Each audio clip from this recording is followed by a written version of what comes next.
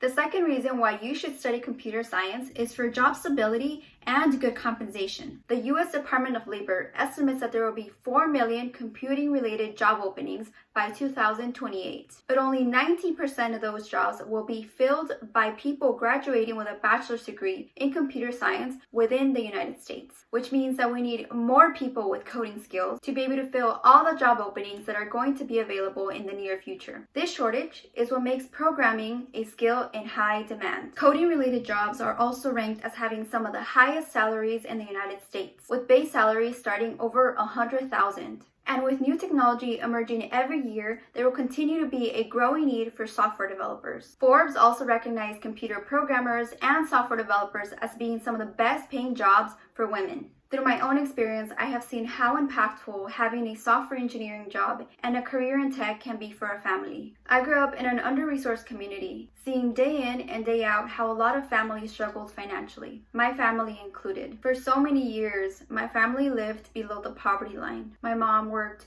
2 to 3 jobs just to earn enough to be able to provide for my family. For me, school was the only path that I knew could provide me and my family with a better life down the road. Since my first software engineering internship, I felt the impact that a job in tech could have. Thanks to my job, I am now able to provide for myself and serve as a source of financial support for my family. And my family can now be considered middle class.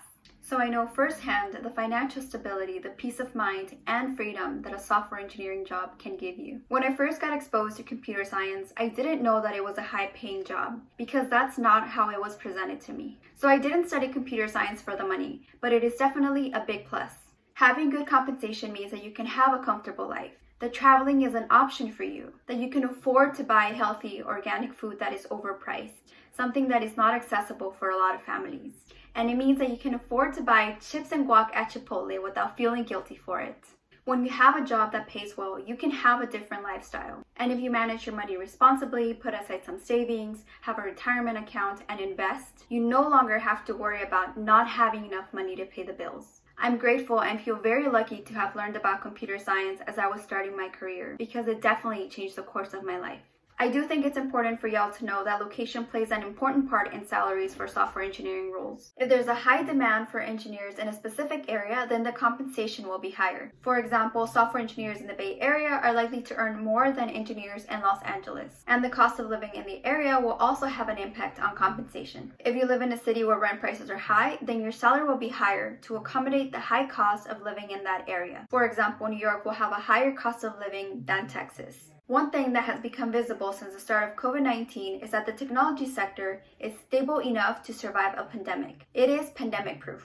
Although some tech companies had layoffs, overall the tech sector was not hit as hard as other industries. Before I share the top reason why you should consider studying computer science, I want to raise awareness about the reality of the computing field today. According to the latest data from the National Center for Education Statistics, this is what the breakdown of computer science bachelor degrees looks like for each ethnicity. Out of all the computer science bachelor degrees given in 2019, 51% were awarded to white students, 16% to Asian students, 11% to Hispanic students, 9% to Black students, 0.3% to Native students, and 0.2% to Pacific Islander students. Now, let's look at the breakdown of these numbers by gender, as categorized by the National Center for Education Statistics. Out of all the computer science bachelor degrees given in 2019, 43% were awarded to white men, 12% to Asian men, 8% to Hispanic men, 6% to Black men, 0.2% to Native men, and 0.2% to Pacific Islander men. In 2019, men received 79% of all computer science bachelor degrees, while women received only 21%. Out of all the computer science bachelor degrees given in 2019, 8% were awarded to white women, 4% to Asian women, 2% to Latina women, 2% to Black women, 0.06% to Native women, and 0.05% to Pacific Islander women. This is the current reality of the field, and it has to change. I'll provide the link below if you want to take a look at the data yourself.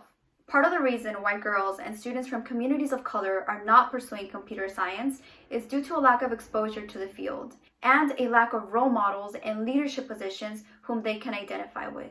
Being one of the few women of color in tech, I recognize the responsibility of what I do and know that in order for the tech industry to change, I have to do my part in spreading knowledge and helping students realize that everyone belongs in tech.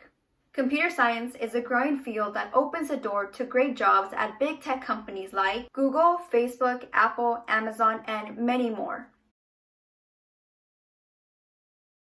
Companies that are literally changing the way we live. Technology is changing the world, and everyone should be able to participate in that revolution. It is important for people from all communities with broad ranges of perspectives and experiences to be part of the creation process so that we can build more inclusive technology. Because technology is everywhere and is used by everyone. Do not let anyone convince you that you are not good or smart enough for a career in computer science, or discourage you from pursuing any career in tech. Some people will try to dim your light to make themselves feel brighter, but don't let them win. Persist and resist. I do think it's important to recognize that there are systemic biases and microaggressions that you may face in tech if you are not part of the majority. But you still have every right to be in tech and play a part in building the technology that will shape future generations. My ask of you is this: please be part of the change. Help us reach more students and expose them to the world of computer science and the tech industry by sharing this video with someone in your family or your community who can benefit from it. One person can have an impact, but when we come together, we can make change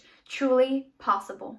Thank you all for watching the second part of this 3-part series. Make sure to check out the next video to find out the #1 reason why you should study computer science. If you have any questions or feedback, please leave a comment down below. See you in our next video. Bye!